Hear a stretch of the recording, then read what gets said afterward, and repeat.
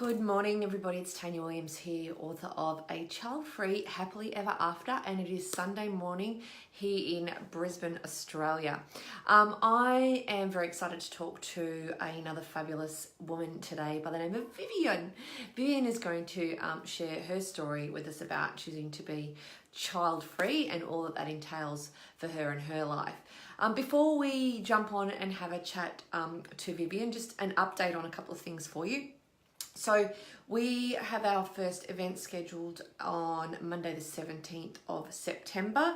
At this point, not sure if it's going to go ahead because we don't have many tickets sold.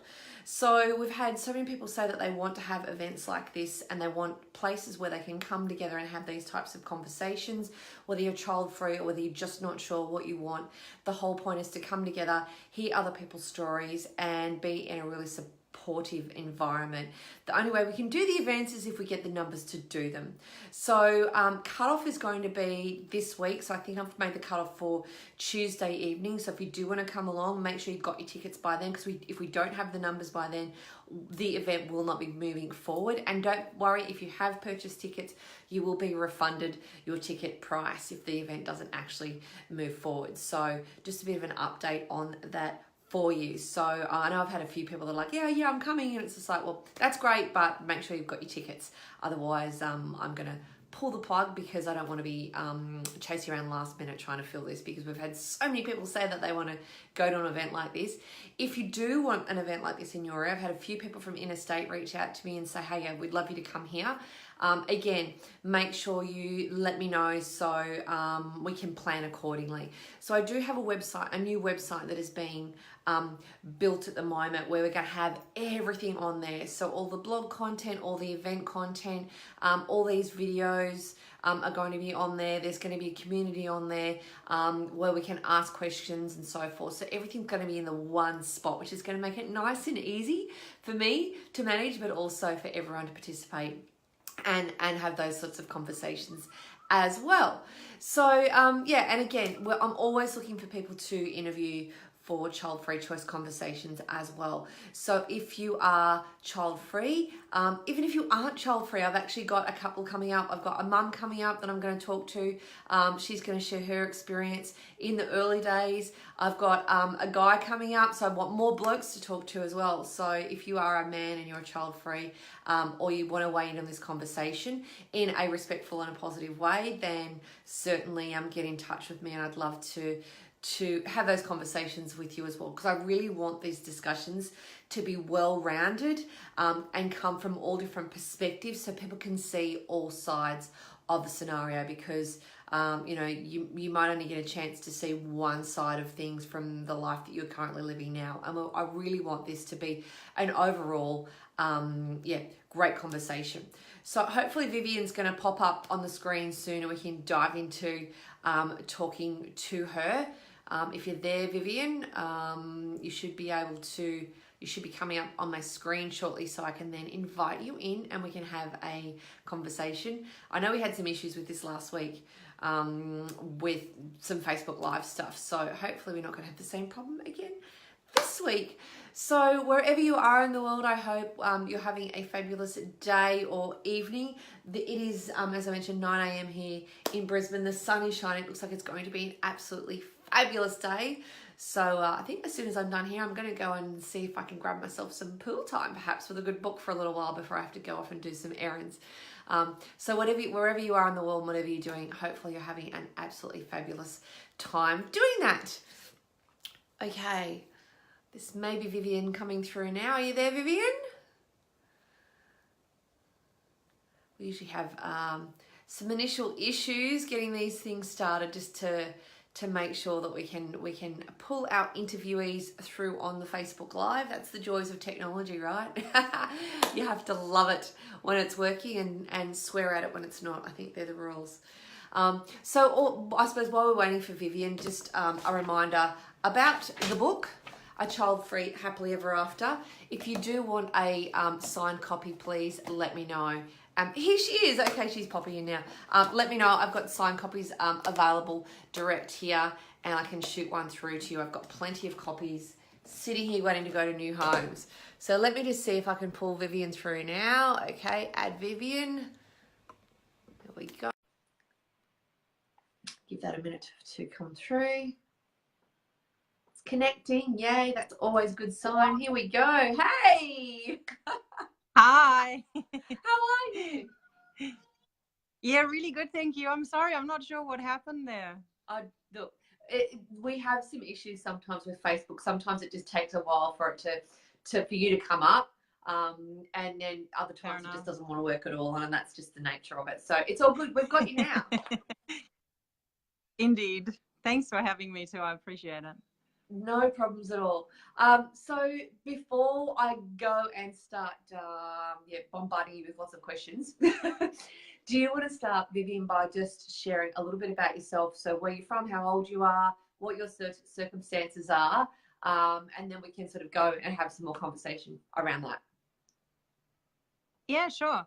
So I was born and bred in Germany to a German mother, English father, but I went to uni in England and then came to Australia because I'd come here as an exchange student in '97 and didn't really want to leave. So I decided one day I'll come back for good. So I've been back since 2005. I'm an Australian citizen now, and just really love being here. I'm 37 now. I had to think about that. That actually shows my age. And I live just north of Bundaberg on a farm. So if you hear the odd rooster or goose in the background, I apologize in advance. It is a bit rural, and I've been here 2 years. Excellent. So we go up to Woodgate regularly. I absolutely love Woodgate. That's my little happy spot. So how far from Woodgate are you then? I don't know. Okay, so Woodgate is about 45 minutes from Bundaberg, so it's on the coast. It's on the beach. So if you haven't been there, you have to go and check it out. It's just beautiful. I must do that. Yeah. See, the problem is I moved here for a job. I've taught you something already. Excellent. It was totally worth it.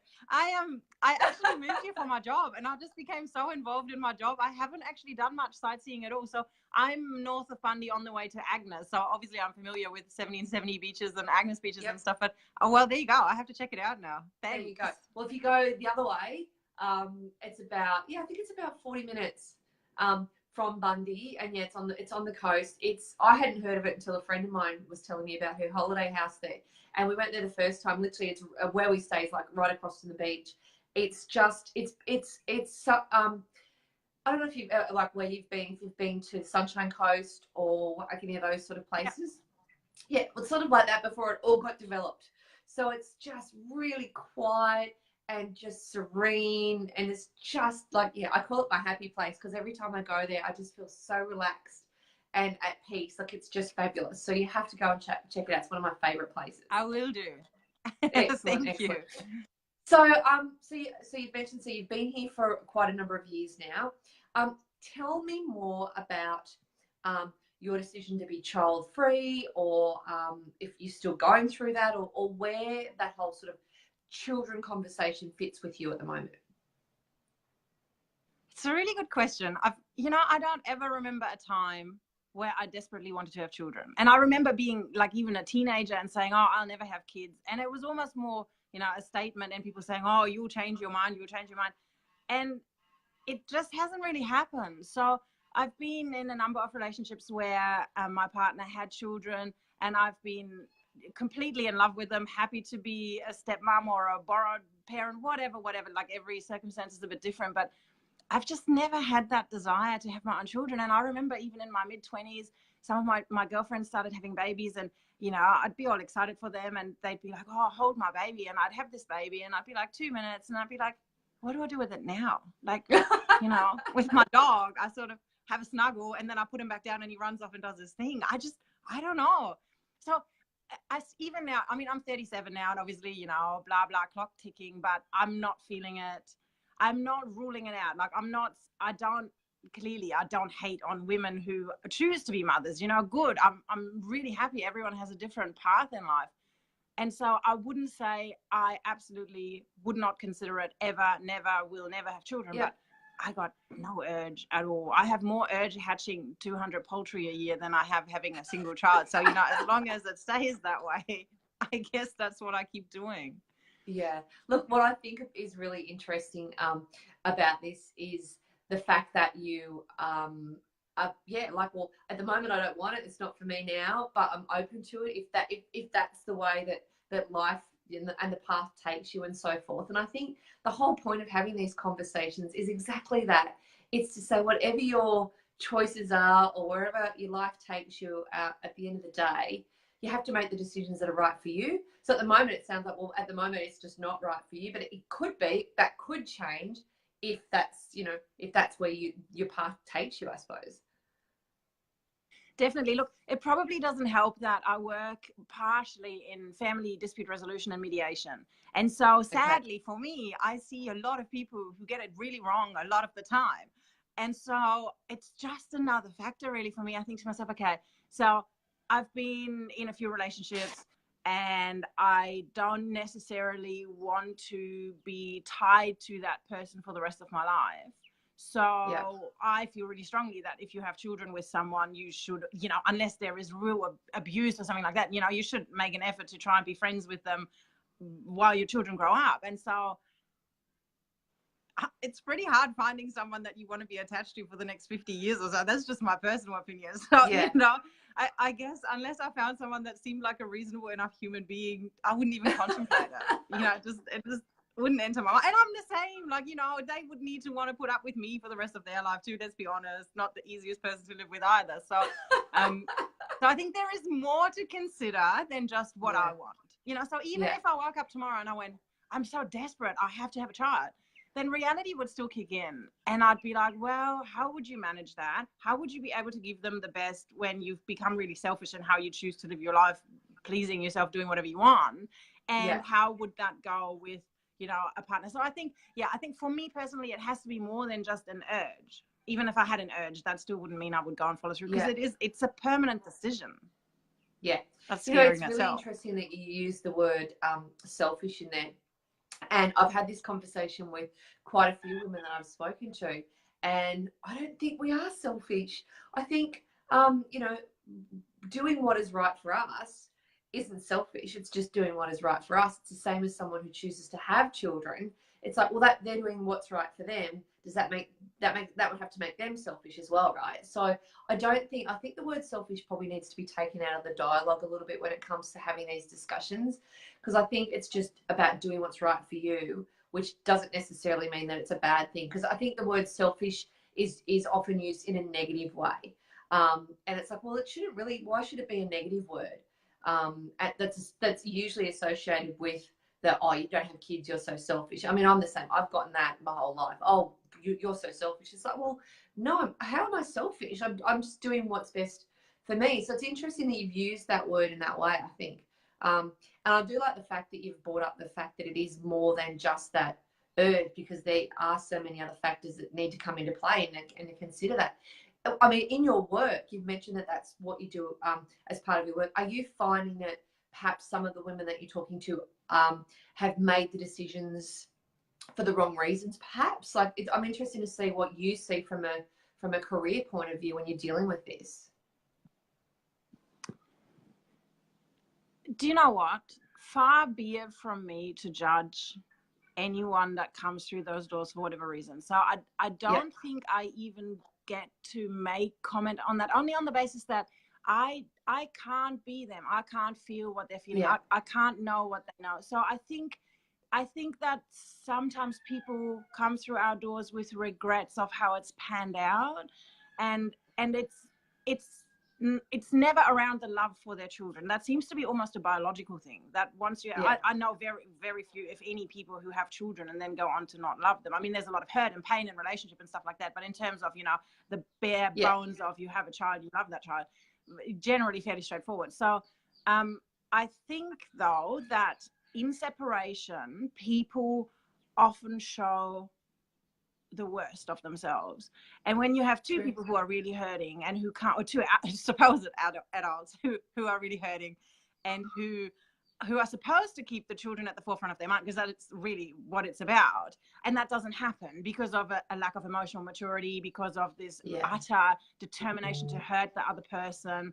So I don't necessarily think anyone regrets having children, but I do think people either regret who they had children with, or how their life has panned out as a result of having children with that person. And I just see so much guilt. You know, I see so much guilt around me, parents who feel like they failed their children by leaving a relationship, yet it might be the best thing that ever happened, that the relationship ended. You know, every situation is so different. It's almost impossible to say, well, I guess it is impossible to say what's right or what's wrong. And really what we do is try and make the best out of a situation that's already gone a certain path.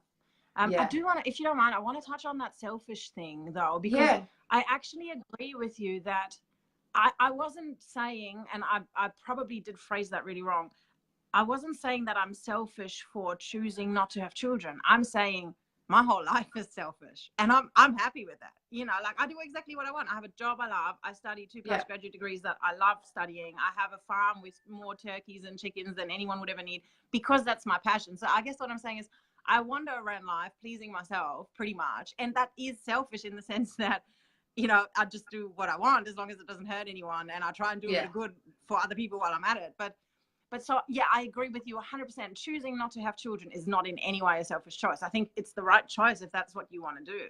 I'm just saying I am so used to doing what I want, the way I want, when I want, how I want, that I can't. That would be hard to right change for you now, because you're so used to your own ways and what you do. Yeah, I think that would be the same. Imagine, and imagine feeling resentful. Like, you know, I would hate to have children and then look at them and go, because of you, I can't get up at 3 o'clock in the morning and go for a drive in the forest. What I feel like doing right now, you know, it would be so unfair. I don't think that is the thing, and understanding how big a responsibility is. I think most women, you know, do that. I suppose I've had a number of conversations with women who have probably, I use the word regret, but they say they wouldn't do the same thing the second time around if they had known how much work was involved, what was involved, how drastically their life would change. And I must say that's very few women I have had that conversation with, and a lot of that was when I was doing when I was writing the book and doing those interviews.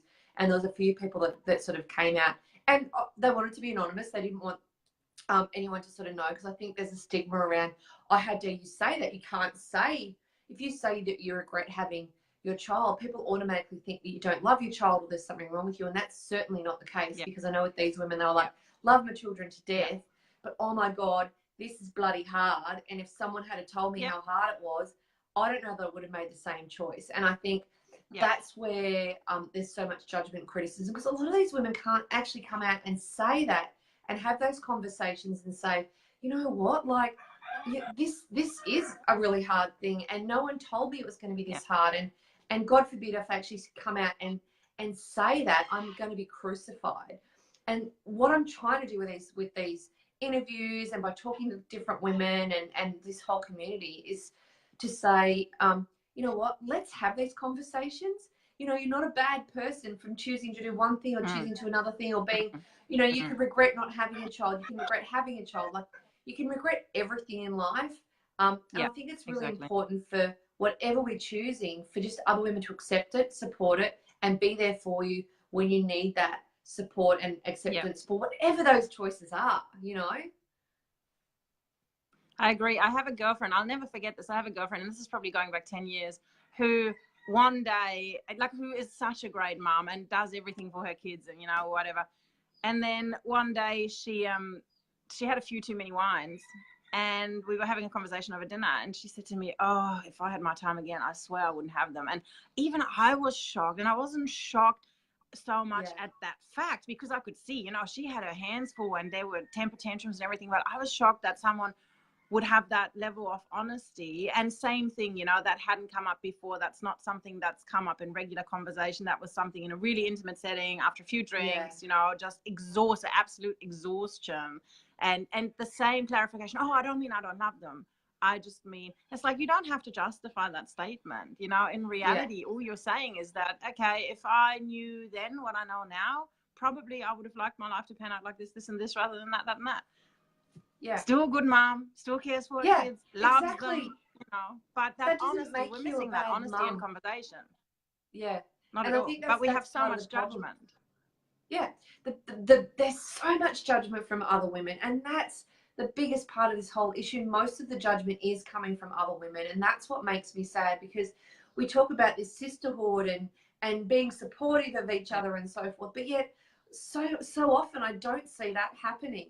And it's just like, well, we talk about this sisterhood. Where is that support? Why are you judging this other woman for her choice? And why are you having, you know, it's the same I see with mums and in mums groups where, you know, women are getting judged because, oh, you know, you should have had your baby naturally, not by a cesarean, or you should be breastfeeding, or you should be doing this. Or you're not a proper mum if you don't do all these. It's just like, it's such bullshit. It's just like, let women decide what's right for them, and just let it be. Like, what makes you better because you had a natural birth over this person who had a cesarean? Oh my God! And it has to. This judgment overall has to stop.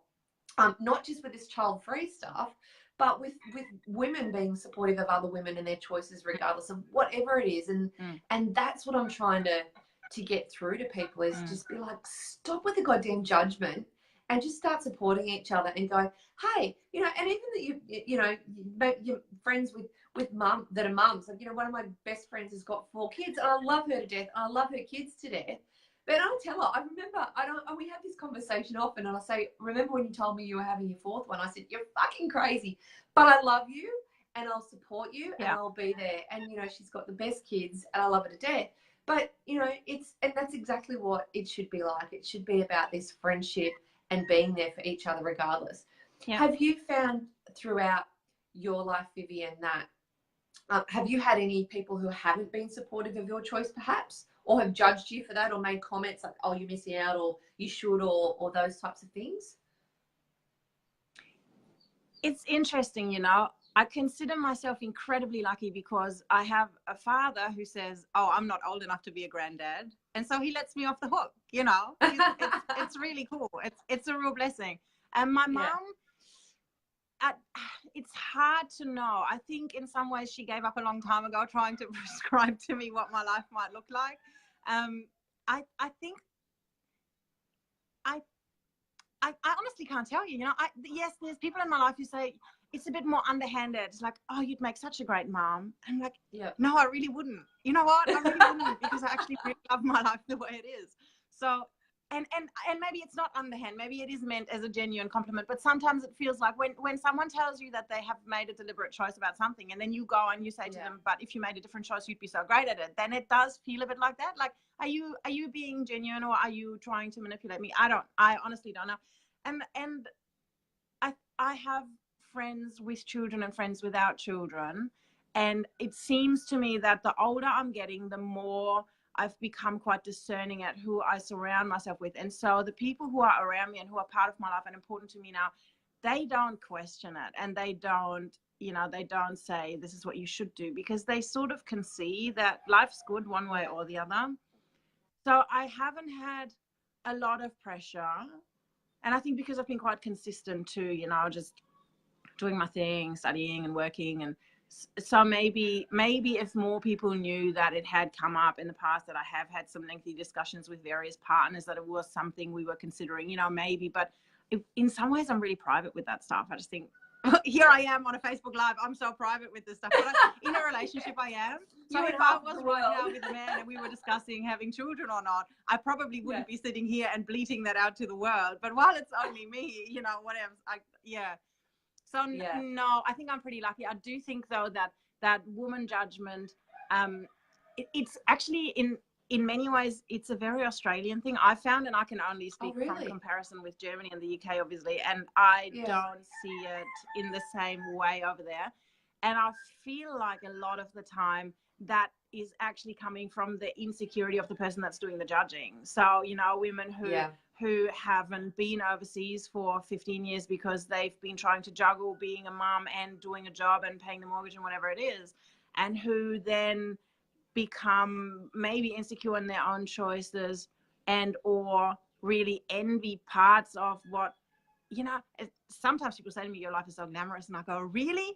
yesterday was Saturday and I was in bed in my pajamas at 8 p.m. on my farm in the country. There is nothing glamorous about that. But I think that might be part of it, you know, that the grass is always greener, and that the choices we make are the choices that stick with us. And then we have to either be happy with them or do something to change them. And I think a lot of women particularly feel disempowered to be able to change anything. And so then it becomes that, well, if I can pretend their life is worse, then I don't have to deal with my own. I think there is a bit of that going on. Yeah, I think there certainly is a bit of that. And I think, you know, obviously with any choices that you make in life, there are probably moments where you absolutely love being a mum, and there's probably moments where you're going, oh my God, like this is crazy, it's doing my head in. And, you know, I think that's just comes with, you know, it's par with the course. I know I've had a few people say to me over the years, oh, I'm so envious. And it's just like, well, I chose my life.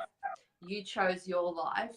We have to be happy with the life that we've chosen. You know, if you want, and I know I've had conversations with plenty of, you know, my friends that have had kids, and I say, you know, you do have to still make some time for yourself and your partner. So go out on a date night or go and have a girls' day or something. Like, I think it's really important, regardless of what your decisions are, that you have that balance, you know, to have that time out to be able to do some of the things just for you as a person. I think that's really important. So I think that's a good thing for all mums to make sure they have. I mean, God, I do that now. I think, oh my God, I need time out. I'm like, I need to get away from the hubbies and the dogs. Totally. Like, you know, but that's, you know, my reality is obviously different to you know, someone with children as well. But I think overall, there is a bit of that in me. And I think there is that, because we can literally go, oh, what am I going to do? I'm just going to go and do this right now. And don't have to have, there's nothing we really need to consider. We can just go and we can do stuff. But I think that comes with the decisions that we've made about where we want to be in life, right? You know, it's an interesting one. I think people don't necessarily see the other side of that too. So sometimes I think to myself, I wonder when I'm 80 and there is no one left alive that I've ever hung out with or been with or done anything with. Yeah. And, you know, am I going to sit in some nursing home by myself looking after myself? So yeah, that's the side too. But then I just think, well, you know what? I can't justify having children just so that someone will look after me when I'm old and ugly. Like, that's just not okay either. But there's no guarantee, you know, that anyway. Those are thoughts that go through your mind for sure. Yeah, but and there's no guarantee, you know, that and anyway. so then sorry? You can have a lot of kids and still be by yourself when you're 80. You know what I mean? There's no guarantee that your kids going to look after you. Yeah. Of course. But I also think, you know, it just makes me be more motivated in sorting my stuff out now. So, you know, okay, financially, what do I need to do now so that I'm going to be okay then, so that I'm not going to live in the streets? Okay. Yes. Let's, you know, do a bit with that. So it's like everything, every decision we make in life has, I guess, not even a positive and a negative. It just has either this outcome or this outcome. And then I need to just know for myself, okay, can I live with that outcome, or can I live with that outcome better? And then I have to base my decision on that. It is part of life, isn't it? Yeah. And you know, that's exactly right. Exactly what you just said. It's like there's different ways. I can go this way or that way. What does that look like? And which one am I comfortable with or happy with? And what do I want? Yeah. What do I want that outcome to be? It's a really good way of looking at it, to go, well, can I live with that, or can I live with this? Or, you know, I think that's the thing that there's a lot of women that are in their 30s now that are going, well, I don't know what I want. And I think that there's certainly in the book that I talk about a number of different exercises that they can do. But it is that it's looking at what life could look like with or without kids, and where are you probably more swayed, like what feels best for you, you know, moving forward. It's, you know, and it's a big choice. And as I said before, you can choose, you can regret to have kids, and you can regret not having kids. You can regret, you know, going on a holiday to that place. You can regret buying that car. You can regret taking this job. Like, that's just life, though. You know, regret comes with everything that we do in life, I think. Or not. We can make a conscious choice just not to have regret. So that's something I'm working really hard at, you know, that when stuff turns out a bit crappy, that I just go, okay, well, you know, lesson learned. Let's change something. I guess the only other thing is, like, if I get a job and I hate it, then I just get another job. If I have a Yeah. kid and I hate it, probably I don't go and get another kid. So, you know, I guess in terms of the outcome and the longevity of the decision, some things are easier to fix than others. And, you know, and I am being totally facetious because, you know, I have no doubt that people who have children don't have children. But, you know, and I guess so it is a bigger decision both ways. Like at the end of the day, you know, people now are starting to say to me, well, you know, if you are sort of still on the fence and considering it, now would be the time to do it. Well, no, now is not the time to do it because right now I just don't feel like it. So if that means at 50 or 60, I then have to deal with a feeling of, I wonder what would have happened if, or a feeling of, you know, I wish I'd done that, then I just have to say, okay, at the time it wasn't right and now it's too late. So what am I going to do in my life and with my life that's going to make me happy in what I have now and what I have chosen? I think it's an attitude thing more than anything else, you know? You know what? I think attitude and mindset are a really big part of that whole choice, really. Because I think if you've got the right attitude or the right sort of mindset to go, exactly that. I think there are probably some women who have been very obsessive, I suppose, with the fact that, oh my God, I have to have children. If I don't have children, my life's going to mean nothing and so forth. And I shouldn't say I find that sad. I just feel like saying to them, it's okay. Even if obviously if you really want kids, then I totally understand that.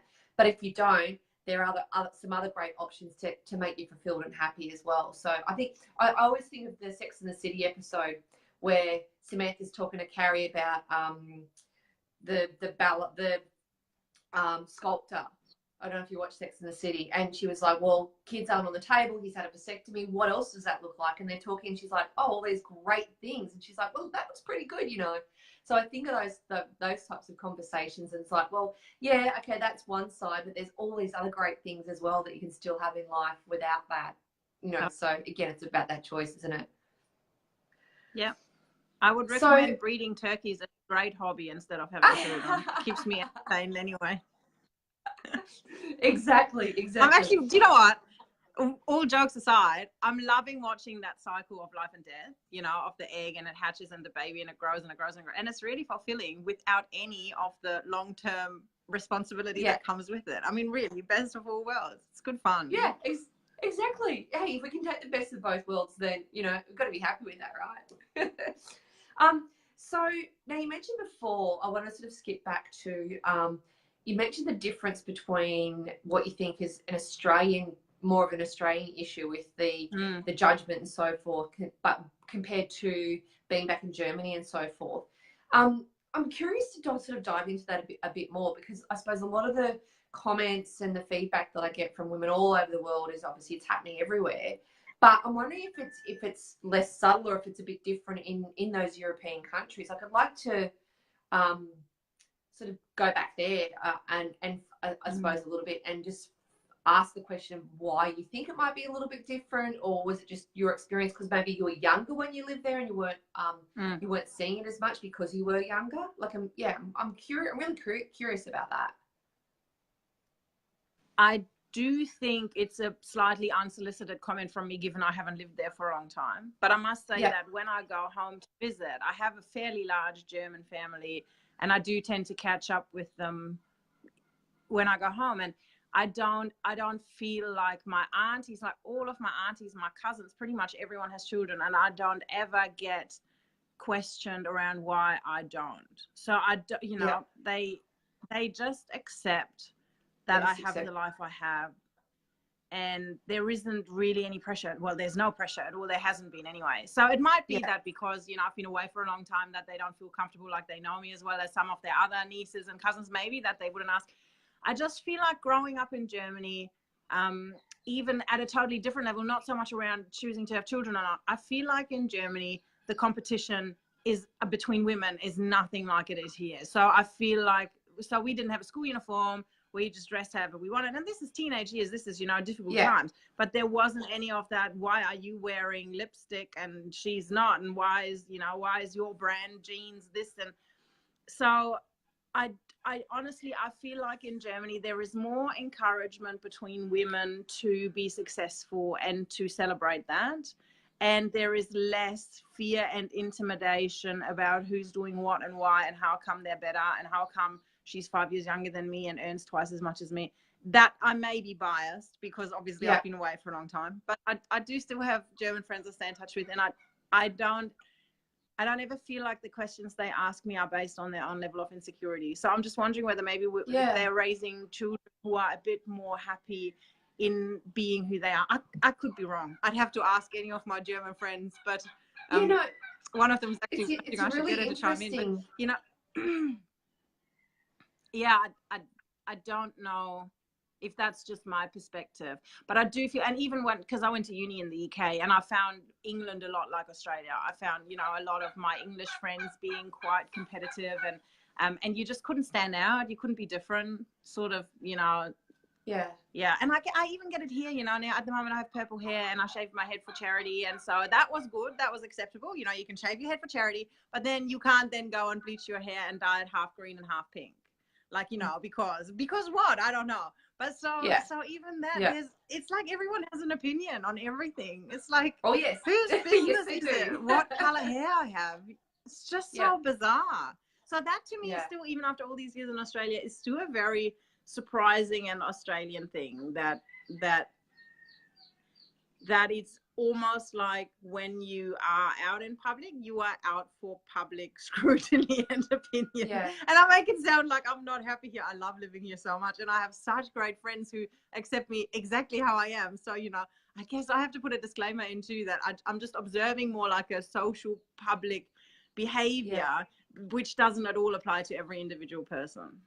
Yeah. It's interesting because Australia is such a laid back, we have a laid back attitude about so many things, but yet you're right, everyone has an opinion on everything, and it's just like, it sort of goes against our culture sort of thing. It's just like, this is not Australia. Like, we're just so chill and so laid back. Like, why are we like this? True. So it's really interesting seeing that observation from someone like outside coming in, I suppose, because especially if you've grown up with women being with women being more supportive of each other. And I think definitely growing up, there is a lot of competition between girls in school, and as we get into our teenage years in high school and moving into career, and there's a lot of talk about, oh yes, we're supportive, but then behind someone's back or behind the scenes, that's not what is actually happening, which is where I have issue with, I suppose. It's like, God damn it, don't tell me you support me and then stab me in the back 2 seconds later.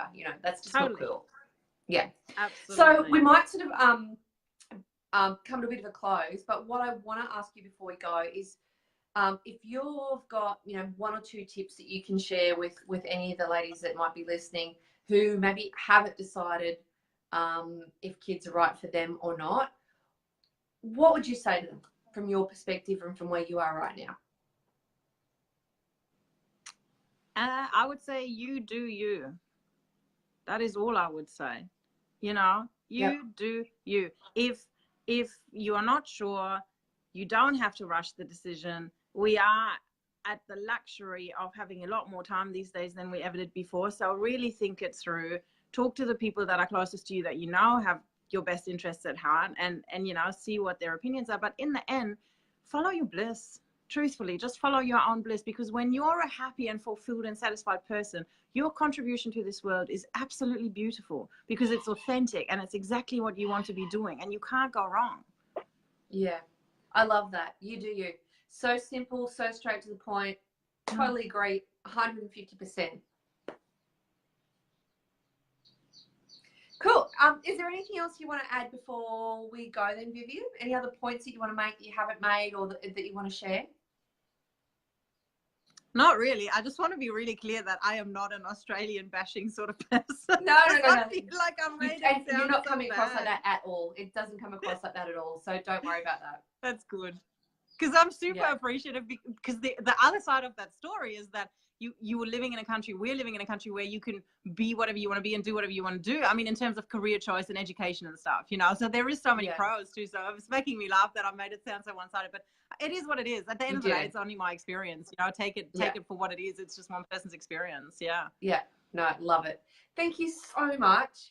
I really no worries. Connecting with women all over the world and having these conversations and just getting to know people's stories, because I really love listening to the story and where people have gotten to where they are now and their choices and so forth. So let's definitely stay connected. Thank you very much for taking some time up this morning and chatting to me. This is obviously going live onto the Facebook page, and we'll pop it up onto the YouTube channel as well. But thank you. It's been a pleasure talking to you, and you do you, and I'll do me, and we can all be happy and live happily ever after. That's it. And everyone Exactly that's right. watching, yeah, like exactly what Vivian just said. I think it's just really important to make the choices that are right for you. And you know, you need to do what's best for your life, and you need to be happy, because we only have one life, and we need to make the most of it, whatever that might be for us all. So thank you so much, Vivian. And everyone else, I will speak to you on the next episode, show, whatever we want to call them. Have a great Sunday, everyone. See you, Vivian. Thanks. Bye. Bye.